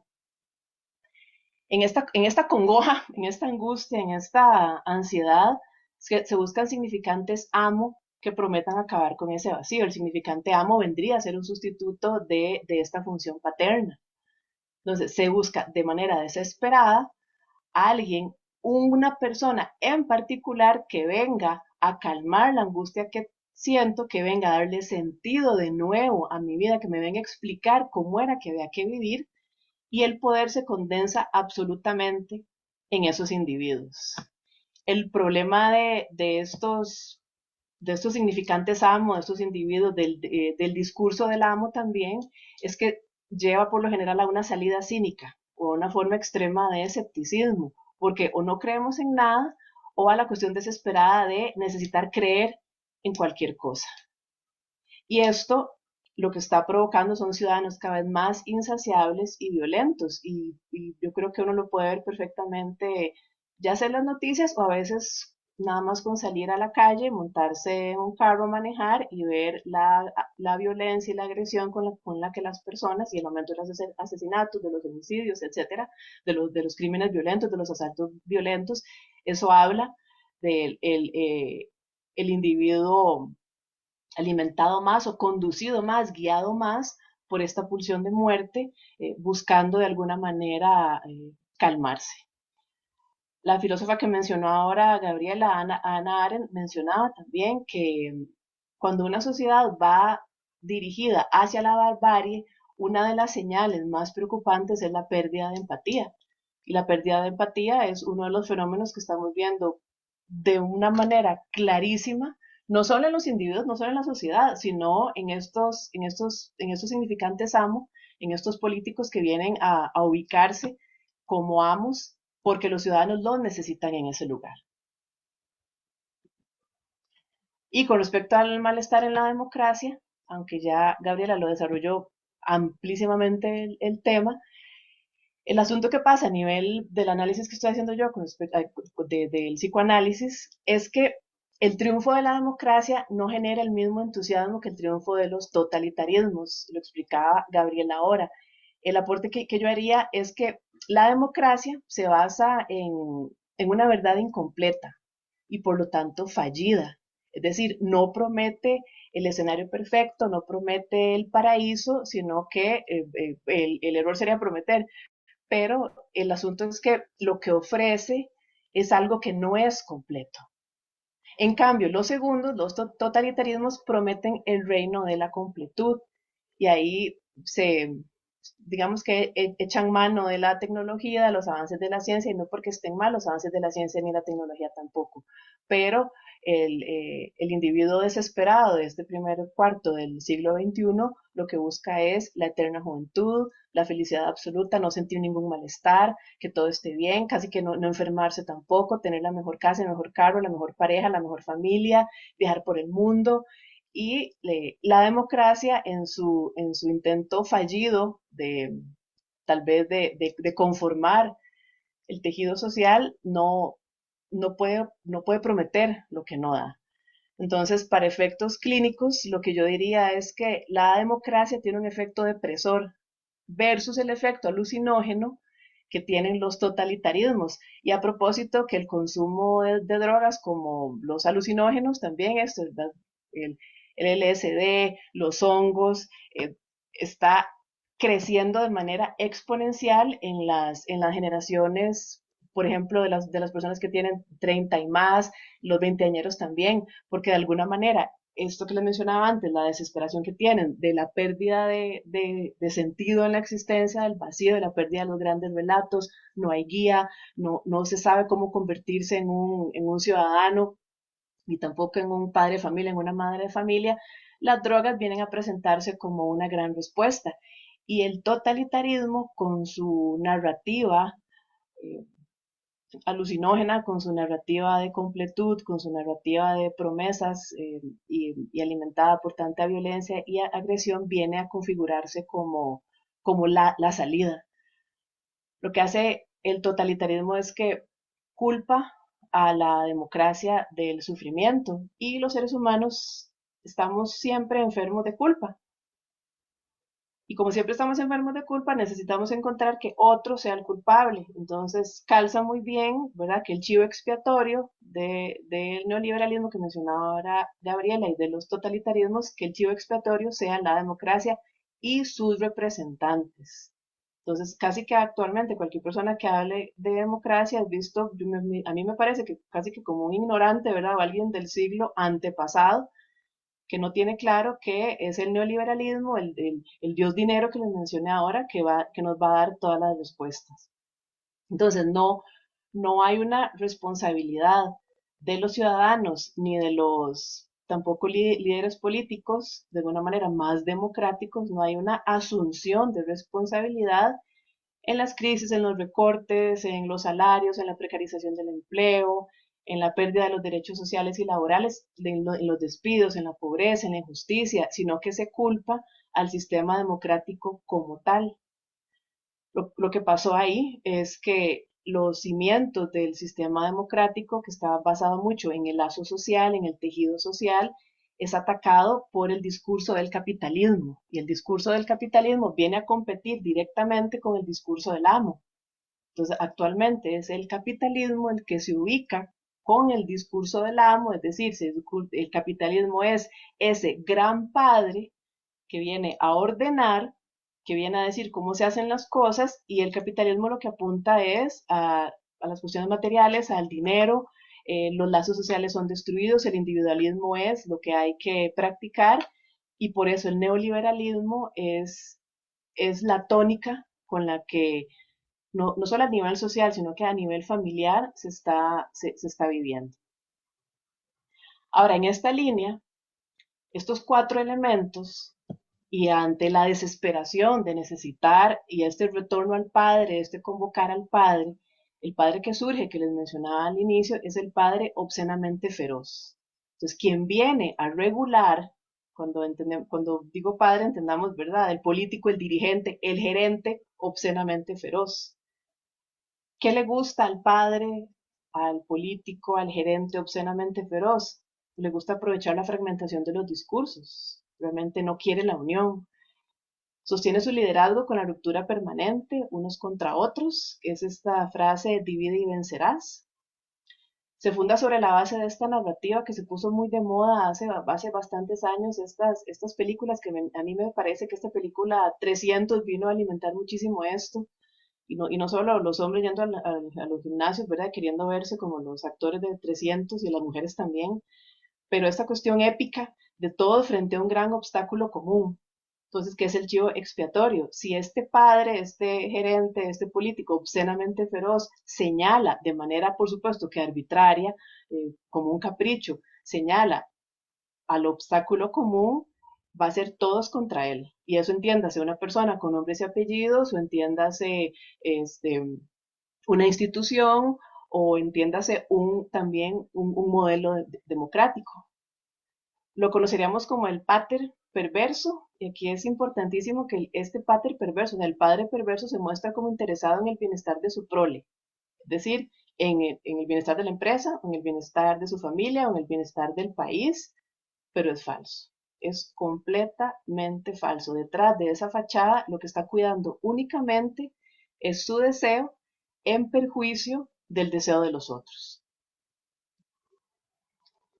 Lo que provoca y la figura, el semblante que surge de este padre, de este político, de este gerente obscenamente feroz, es el político de estructura perversa, que es el que en este momento estamos viendo nacer, crecer, ir al kinder, estar en la escuela, estar en la, ¿verdad?, en la adolescencia, casi que estar en la universidad en distintos países.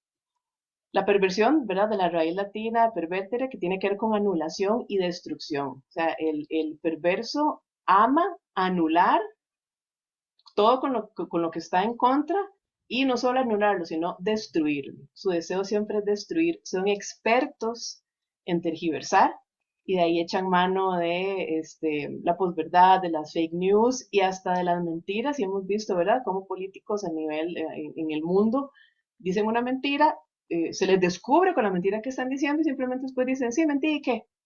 ¿Verdad? Entonces realmente no hay un sentimiento de vergüenza, ni hay pudor detrás de haber cometido quizás un error, porque realmente saben que no es un error. En este tipo de políticos todo es desproporcionado. Su ira, su envidia, sus ademanes, la forma en cómo atacan, la forma en cómo se visten, la forma en cómo usan el cabello, la forma en cómo humillan al pueblo, todo es absolutamente desproporcionado. Tienen una exagerada centralización en sí mismos, lo que de alguna manera se conoce mucho ahora como narcisista. Lo que pasa es que esa palabra ha sido bastante manipulada, muy manoseada, entonces, ¿verdad?, habría que tener un poco como de cuidado. Tienen grandísimas, peligrosísimas distorsiones en las relaciones internas con otras personas. Realmente es lo que se conoce en esta cuestión de son sociópatas. Cuando uno dice sociópatas, no necesariamente son personas que cometen crímenes ahí en la calle. El sociópata es aquella persona que tiene grandísimas dificultades, imposibilidades de saber cómo relacionarse con otros seres humanos, no solo desde la empatía, sino muchas veces desde el respeto, y desde, incluso a veces hasta desde entablar una conversación sin violentar al otro. Tienen ambiciones desmedidas y fantasías de grandiosidad, lo que a veces se conoce como megalomanía. Tienen una excesiva dependencia de la mirada de los otros. Aquí es importante porque cuando digo mirada, estoy hablando de atención. Entonces, la atención que quisiera el político de estructura perversa es desde la admiración. Quiere que lo admiren, quieren, y básicamente que lo endiosen. Pero si no consigue la admiración, si no consigue el amor, entre comillas, del pueblo, se va a encargar entonces de que lo odien, pero que de alguna manera lo vuelvan a ver. Entonces, muchas veces estos políticos de estructura perversa sienten un regocijo gigante cuando hacen una conferencia de prensa o van a algún lugar, y las personas demuestran su enojo ante lo que está diciendo. Entonces, realmente consiguen lo que andan buscando. No que lo amen, pero sí que lo odian, pero que de alguna manera la gente ande hablando de ellos. El fin justifica los medios, es como se conducen, que sería la ética maquiavélica. Y algo que pasa mucho a nivel de clínica cuando uno trabaja con alguien que tiene quizás una madre perversa, un padre perverso, un esposo perverso, qué sé yo, a las personas desde el amor, ¿verdad? Les cuesta muchísimo entender o aceptar si es que ese padre perverso, esa madre, en este caso, para un pueblo, ese político perverso hace las cosas malas que hace a sabiendas de lo que está haciendo.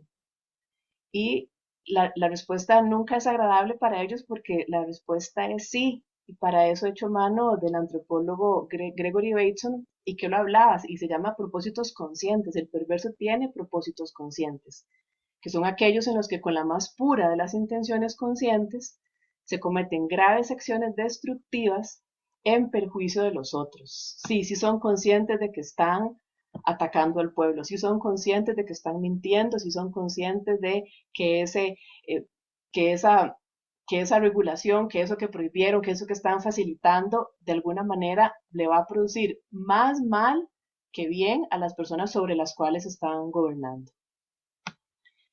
Es también el hombre moderno que no cree en la ley en mayúscula. ¿Por qué? Porque la única ley en la que creen es en la de ellos. Las únicas salidas a su deseo son el desafío y la transgresión, entonces constantemente están buscando cómo desafiar las normas sociales, las regulaciones, las leyes y echan mano de cualquier transgresión de la que puedan usar y abusar. De ahí el peligro, ¿verdad? Cuando son políticos, porque tienen a su disposición, a su discreción, el uso de, de las instituciones también y el uso en muchas ocasiones de los ejércitos. Son conscientes, y esto tiene que ver con lo que les mencionaba hace un rato, de manera cognitiva, esto es más emocional, son conscientes de que se sienten malvados y realmente sienten placer. Hay una sensación de placer físico y psíquico cada vez que cometen un acto de maldad. Esta gratificación en términos de placer la obtienen a través del riesgo, del engaño, de la envidia, de la agresión, de la codicia, de la venganza y mucho de la violencia. Son seres bastante violentos. Tienen un desarrollo psíquico muy primitivo, por lo tanto no les alcanza a nivel cognitivo, emocional, para cuando tienen un desacuerdo con alguien, plantear el desacuerdo con lo que está diciendo la persona, sino que entran en agresión directa, que uno conoce como una relación especular, con esa otra persona. Entonces lo que hacen es atacar al otro y no las opiniones del otro. Siempre, casi que como receta, van a fabricar chivos expiatorios, que era lo que les mencionaba de la narrativa épica, y así satisfacen a las masas, y eso lo manejan bastante bien. Actualmente es muy común escucharlos atacando a las famosas castas tradicionales o a ciertas instituciones de gobierno tradicionales y de esa manera alimentan el deseo del pueblo, de la masa, de cobrar venganza de ese abuso de confianza tal vez de esas instituciones o de esas castas como le dicen. Y algo muy interesante es que hay una identificación a significantes amo o podríamos llamarlo insignias. Y el ejemplo perfecto de esto es el bigote de Hitler. A nivel histórico, a nivel ya mundial, cualquier persona, incluso una mujer, alguien se pone o se dibuja o uno ve de alguna manera suelto, solo, individual, en algún lugar, el bigote de Hitler y todos lo reconocemos inmediatamente. Eso es una insignia de significante amo y a veces puede ser desde un rasgo físico, como esto de Hitler, como el bigote, o el cabello, el color del cabello, también como pasa, por ejemplo, en Estados Unidos con Trump. A veces también echan mano de algo exterior al cuerpo, como por ejemplo una motosierra. Entonces salir en una conferencia, en un asunto político, en un discurso político, salir usando una motosierra. Y en esta misma línea también el uso de animales, como por ejemplo pueden perfectamente identificarse con un jaguar y nombrar el jaguar, ¿verdad?, como su significante amo y desear que de ahora en adelante ese animal sea vinculado con, con ese personaje político. En las sesiones de psicoanálisis uno nunca concluye, ¿verdad? Porque el asunto tiene que seguir. Y era un poco lo que yo quería proponer hoy. Si bien es cierto, lo que les mencionaba anteriormente, lo que deja ver es que estamos viviendo bajo la ley del más fuerte, que ese es el padre que se anda buscando en este momento, que venga a poner orden sin importar cómo. Esta cuestión del fin justifica los medios. La sociedad está viviendo la ética maquiavélica. Entonces ya no importa si es atacando a un grupo, destruyendo a un grupo, destruyendo a una nación. El asunto es vengarse, y el asunto es ganar y obtener cada vez más poder, independientemente de quién se vaya en el proceso. Y es por eso que los neofascismos están cobrando tantísima fuerza ahora, y sobre todo en personas tan jóvenes que están por debajo de los 40 años. Realmente a mí sí me preocupa, me llama la atención, pero sobre todo me preocupa la narrativa de muchas personas jóvenes, que incluso a veces lo dicen, y lo dicen abiertamente, como el problema es la excesiva democracia. ¿Verdad? Cuando uno les consulta a qué se refiere con la excesiva democracia, lo que apuntan es que realmente son los neofascismos la respuesta al desorden mundial que estamos atravesando. Y en términos también psicoanalíticos, tal vez al inicio de la teoría psicoanalítica planteada por Freud y que se sigue aplicando, tenía mucho que ver con hacer consciente lo inconsciente. Entonces, espacios como estos y espacios como esta cátedra de ir dibujando, ir trazando coordenadas, ir construyendo el tejido explicativo para ver qué es lo que está pasando a nivel país, a nivel centroamericano, a nivel mundial, y de qué manera cada uno, como les mencionaba al inicio, desde su esquinita puede aportar. Entonces sería hacer consciente realmente lo que está pasando en la sociedad, hacer consciente desde los espacios pequeños, de qué manera estoy contribuyendo yo a que esos significantes amo en mi familia, en mi empresa, y de alguna manera sí, en la comunidad en la que me muevo, y si tengo acceso a nivel país, de qué manera estoy contribuyendo yo para que esos significantes amo tomen más poder. La conciencia individual definitivamente llevaría a la conciencia social, y es la conciencia social la que tendría que llevarnos definitivamente a una conciencia política. Lo que pasa es que es un entramado que hay que ir trabajando, y de manera individual realmente no se logra. Y pensando siempre que el totalitarismo se alimenta, se nutre, el individualismo es el caldo de cultivo. La conciencia social y la política la logramos entre todos. Entonces, creo que realmente el apunte de esta cátedra y de estas presentaciones de hoy, y del resto que va a seguir haciendo el ICAP, yo creo que tiene que ver un poco con, como se decía antes, poner las barbas en remojo y entender. Y les planteaba hacer consciente de qué manera yo inconscientemente estoy contribuyendo al decaimiento, a la destrucción de la sociedad democrática como la conocemos.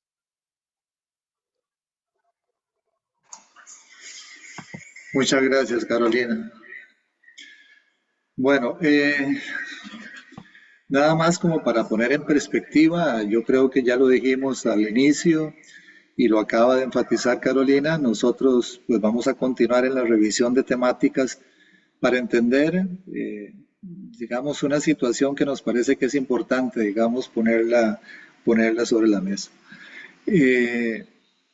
La institucionalidad pública tiene un sentido, que es la gente, es el bienestar de la gente.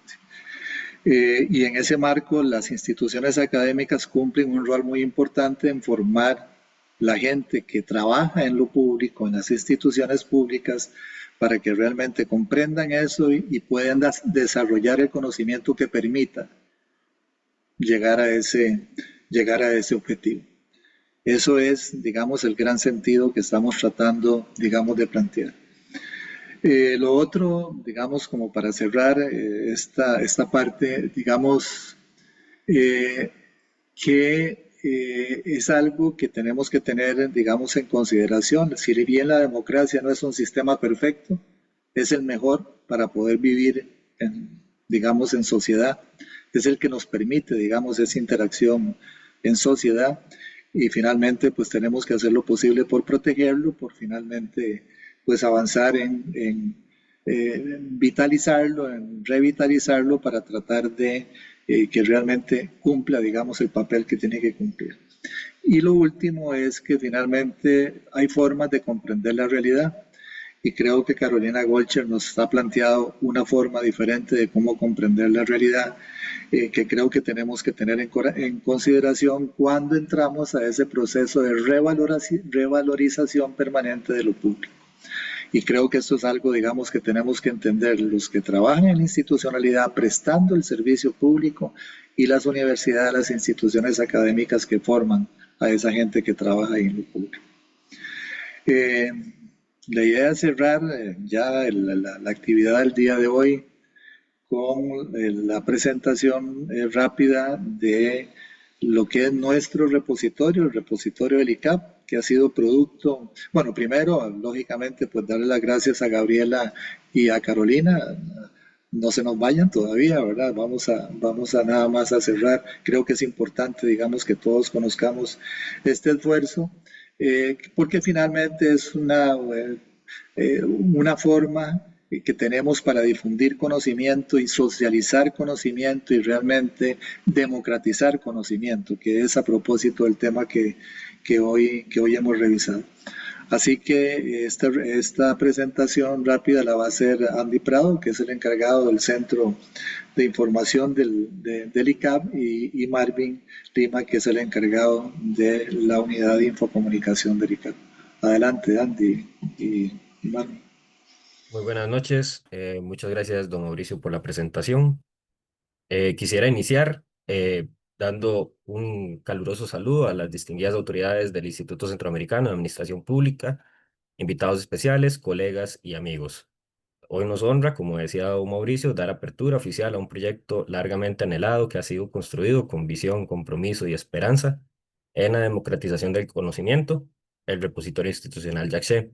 Además, en esta noche quiero extender un sincero agradecimiento a todas las personas que hicieron posible este logro, a las autoridades del ICAP por su apoyo y confianza constante, al equipo técnico, a don Marvin, que siempre ha estado a la par mía, al equipo académico también, que trabajó incansablemente en la conceptualización, desarrollo e implementación del repositorio, también a las colegas Jimena y Valeria, que aportaron en las fases de recopilación, curaduría de contenido y subida de la información, a las unidades administrativas también, que facilitaron los recursos técnicos y humanos para que este proyecto se convierta en una realidad, y por supuesto a toda nuestra comunidad académica por su valioso contenido científico y su compromiso con el conocimiento y la ciencia abierta. Después de este rápido anuncio, voy a realizar mi presentación.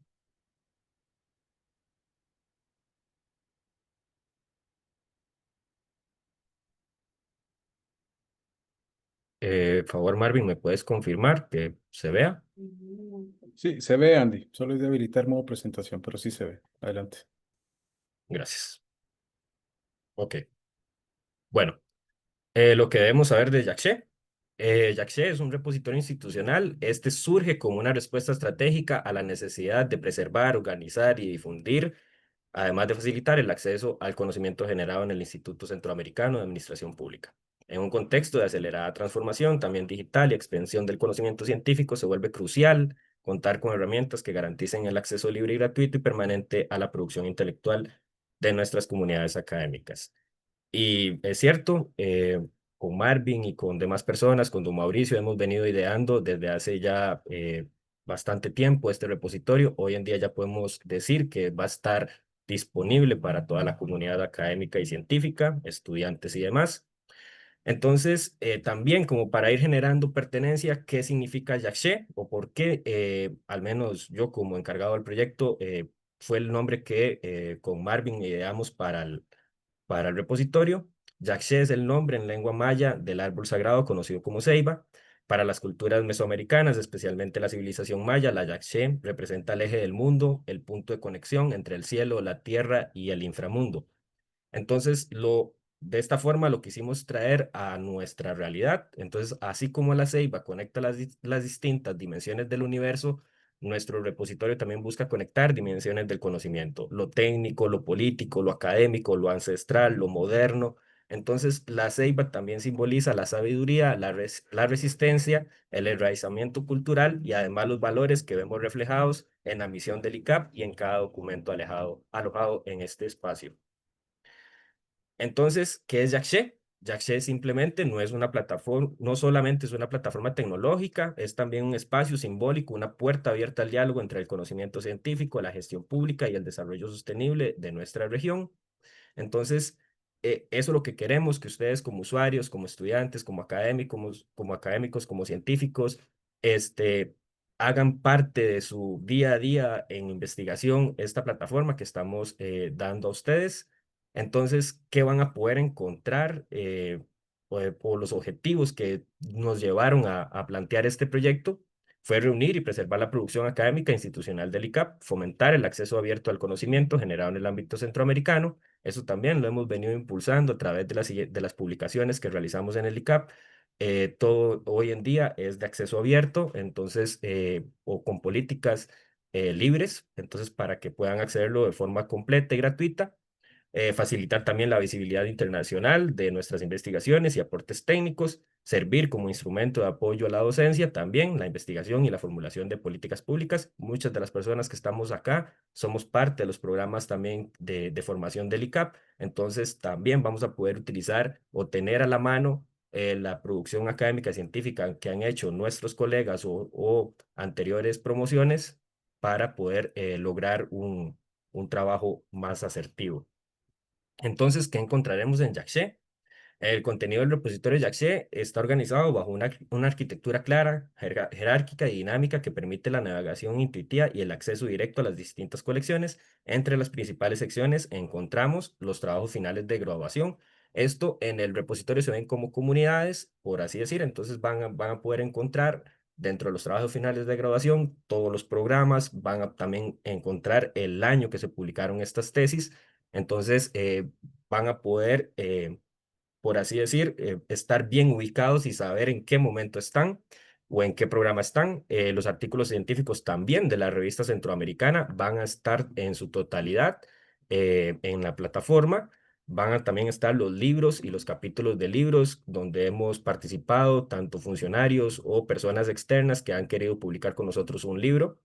Entonces también los documentos históricos, las publicaciones relevantes que recogen la memoria institucional del ICAP. Tenemos varias publicaciones en el 65 aniversario, en el 70 aniversario. Entonces también tenemos memoria institucional que la vamos a estar compartiendo con todos. Y también en un futuro vamos a estar incorporando multimedia y recursos complementarios, donde también se van a poder agregar presentaciones, videos, infografías y otros formatos accesibles. Entonces, aquí los dejo con mi compañero Marvin para que les explique lo que técnicamente debemos saber de Yaxché. Muchas gracias, Andy. Bueno, lo mío va a ser muy, muy breve, sin restarle el mérito o la importancia del tema, porque ya viendo la hora, pues yo creo que ya nos vamos acercando al final y ya muchos tendrán compromisos que atender en casa. Pero bueno, rápidamente, lo que técnicamente debemos de saber de este repositorio es que, bueno, sabemos de que las sociedades evolucionan, el mundo evoluciona y los procesos en las instituciones, pues no son la excepción. Hemos vivido un proceso de aceleración, no solo tecnológico, sino también social. Y ahora nos damos cuenta de la necesidad de incorporar nuevas tecnologías y elementos eh, para poder ser más eficientes y para poder darle a la ciudadanía o a las personas, en este caso, a nuestro cuerpo estudiantil e investigadores también, de herramientas que puedan ser útiles y prácticas. Entonces, como parte de esa aceleración y de esa transformación, bueno, estamos encajando este proyecto dentro de un proyecto global que estamos trabajando en el ICAP, que le hemos denominado un proyecto de ETP, que es un proyecto de transformación digital, en donde el repositorio de H es uno de los elementos o uno de los hitos que pertenecen a ese gran proyecto de transformación de procesos, tecnologías llevadas ahora de la mano con la tecnología para poder hacer más eficientes cada uno de ellos. Pero, ¿cuál es lo específico en el repositorio de Axé y qué es lo que le corresponde a la transformación digital en este caso? Bueno, que estamos utilizando una herramienta práctica y que es usable, ¿verdad? Que es un servicio basado en la nube, donde eso pues, nos indica que podemos utilizarlo en cualquier momento, bajo cualquier navegador, cualquier dispositivo, en donde tenemos información focalizada y especializada. No es simplemente un repositorio de información donde vamos a encontrar desde los eh, cuentos, historietas. No, si sabemos muy bien el trabajo que el ICAP realiza y este proyecto que ha sido liderado también por don Andy, de que la información que se encuentra en ella es una información focalizada y especializada. Hemos pasado de lo físico a lo digital, ¿verdad? Lo que antes agotaba el tiempo en movilización, en costo, en plata. Bueno, pues ahora tenemos con un simple clic el poder llegar a los recursos. Esa es parte de las grandes bondades que nos da la transformación digital en esta época. Bueno, y que también estamos hablando de un entorno virtual y un entorno seguro, ¿verdad? Que hoy sabemos también de que hay muchos elementos de ciberseguridad que tenemos que tener muy presentes porque también la tecnología abre una puerta muy grande, pero tenemos que tener cuidado y tenemos que saber cómo caminar en esos grandes caminos de la tecnología. Desde la perspectiva técnica, en un repositorio, muchos pudieran decir, bueno, es una biblioteca virtual, es un espacio, es un repositorio, un archivo, una carpeta. Sí, existen muchos sinónimos y se le puede llamar de muchas formas, ¿verdad? Pero la forma correcta de llamarle a estas plataformas es un repositorio documental, es un repositorio de documentos virtual que puede ser consultado no solo de forma interna, porque hemos trabajado una infraestructura tecnológica que nos permite la agilización, que hoy por hoy tenemos alrededor de ¿qué? Más de 1000 documentos, don Andy, generados y pues vamos a seguir generando muchos más. Y entonces tenemos que tener una infraestructura lo suficientemente adaptable y práctica para darle al ciudadano o a la persona que consulte un tiempo de respuesta rápido y práctico. Es una plataforma que también la hemos nosotros desarrollado bajo un esquema de código abierto, pues que eso nos permite organizar y difundir la información.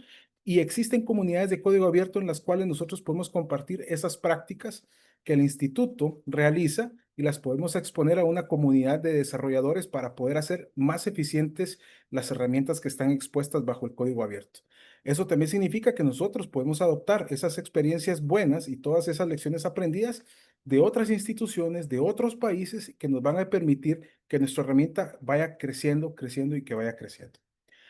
Existen muchas ventajas tecnológicas, pero hay unas ventajas que son muy claves. Por ejemplo, les comenté ahorita recientemente lo de que estamos trabajando bajo un esquema de código abierto, pero también es importante mencionar que estamos con ciertos estándares en el manejo de los metadatos para la búsqueda de la información. Por ejemplo, existe un método internacional que es una forma de cómo poder nosotros manejar los metadatos, que eso se llama el Dublin Core. Y esta es una metodología internacional donde las grandes universidades, organizaciones e institutos la utilizan para poder desmembrar un documento y generar una serie de metadatos para que el investigador, el científico o los estudiantes puedan llegar al punto que ellos requieren realmente buscar. Muchas veces nos pasa que en los buscadores nosotros colocamos que queremos investigar algo acerca de medicina, pero a veces la investigación el término queda muy vago. Entonces, esto nos permite a nosotros ir profundizando e ir hilando fino para poder encontrar un documento. Y esa es la tercera ventaja, ¿verdad? Que se les acabó de comentar, que es tener búsquedas avanzadas, ¿verdad? Que tenemos nosotros indexaciones y que funcionan como unas búsquedas potentes de todos los documentos y la producción científica que el ICAP realiza. Tenemos flexibilidad y personalización en la herramienta. Eso de lo técnico nosotros podemos ir configurando, podemos ir adaptando, como lo hace un Google, que para fines de año, en diciembre, pues le coloca un sombrerito de Navidad a las letras de Google y eso va haciendo que también las personas sientan cierta pertenencia y vayan generando cierta confianza y cierta armonía con lo que están utilizando. Es lo que realmente nosotros como instituto y con el centro de información al cual está a cargo don Andy, nosotros pretendemos de que ustedes cuenten con una herramienta no tosca, no dura, sino que sea una herramienta que sea flexible, que les permita a ustedes sentirse cómodos para la búsqueda de la información. También un dato muy importante, ¿verdad? Existen muchas herramientas, nosotros adoptamos una que consideramos igual bajo la buena guía de don Andy y su trabajo en investigación para poder decidir qué herramienta es la que nosotros podemos utilizar. Hemos nosotros tomado la decisión de utilizar una herramienta que se llama DSpace. ¿Qué es DSpace? DSpace es una herramienta que ha crecido potencialmente en todo el país a partir del 2010, se ha ido adaptando y muchas de las organizaciones a nivel mundial la han ido adoptando Y por ejemplo, podemos mencionar que en el caso de Brasil es uno de los países que cuenta con más repositorios bajo esta arquitectura, con más de 280 repositorios, incluyendo en universidades, organizaciones, empresas y todo lo que es la generación de documentos, la manejan a través de esta herramienta. Pero ¿cuál es la ventaja? ¿Cualquiera puede utilizar DSpace? Sí, cualquiera. Pero no cualquiera puede darle el mantenimiento, ni le puede configurar, ni puede exponer la información de calidad y información que sea verídica y que es información que también vaya sumando a ciertos índices internacionales y a ciertos calificativos para hacer de la institución que coloca esa información una institución confiable, una institución que realmente esté mostrando que la información que publica es información veraz. Entonces, DSpace ya está a la disposición de todas las personas. En cualquier momento ustedes pueden ir a navegarlo. Las personas que están conectadas, a las cuales damos las gracias por la paciencia de estar en este evento muy interesante, vamos a hacerles llegar un correo y en ese correo les vamos a hacer llegar también la grabación por si desean ustedes ahondar en la información que les hemos trasladado, y en ese mismo correo les vamos a trasladar el enlace y una pequeña guía de cómo utilizar el repositorio. Ya lo tenemos nosotros colocado en línea bajo los dominios de ICAP, y ustedes pueden ir a buscar en las categorías de toda la producción científica que el ICAP ha realizado partiendo del año, no sé, Dani, tú me dirás, 2010, 2015 a la fecha, y que esto sigue creciendo. Tenemos una infraestructura muy amplia que nos permite la sostenibilidad en el tiempo y nos permite también tener la garantía de que los documentos y el buen servicio el ICAP lo estará dando a todo su cuerpo estudiantil, cuerpo docente y cuerpo de investigadores. Les agradezco mucho, que tengan una buena noche. Yo le doy el paso a don Mauricio. Muchas gracias.